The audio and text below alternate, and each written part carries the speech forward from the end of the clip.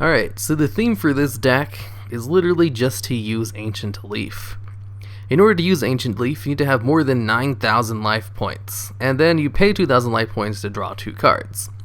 Its effect is actually pretty good. Paying 2,000 life points to draw 2 cards is a fair trade-off. Very good, actually.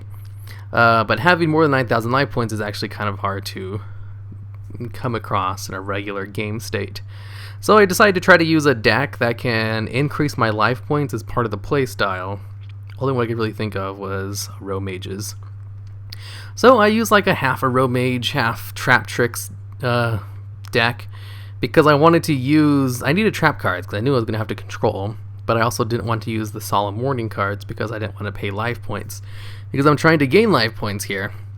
And actually a lot of the Row Mage cards make you pay life points, so I didn't really include too many of them because I wanted to gain life points. A lot of the Row Mage cards don't actually gain that much life points, so I was actually able to activate Ancient Leaf off of like a Grandora or a Juroghetto more than I was actually able to use it off of the Row Mage cards. But then again, wasn't really expecting to. Actually, no, I think it was Neospace and Air Hummingbird. I put him in just as like kind of a joke card. Air Hummingbird, you gain 500 life points for every card in your opponent's hand. So if your opponent has 5 cards in their hand, you gain 25,000 life points. Golden Ladybug, you just gain 500 life points every turn that he's in your hand. It's just a quick 500 life points every turn as long as you have him in your hand. So he's not that bad. He's probably one of the better life point gain cards, but none of the life point gain cards are good. It's just of all the bad cards, he's probably one of the better ones.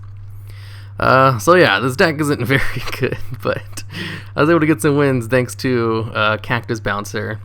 Since this deck does have lots of plant-type monsters, if Cactus Bouncer is out on the field and there's another plant, your opponent... No, neither player can special summon, which is a good effect.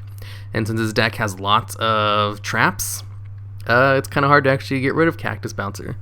Especially if you bring Cactus Bouncer out while you have a Rafflesia? Rafflesia? I don't know. This card right here, I think it's Rafflesia. I'm not very good at reading names. If you have these 2 cards on the field, your opponent's not going to be able to do much. And he's pretty easy to go into with Juroghetto, since he can special summon himself. This card is actually really good. He's Juroghetto. I was able to get off almost all my effects thanks to him alone, really.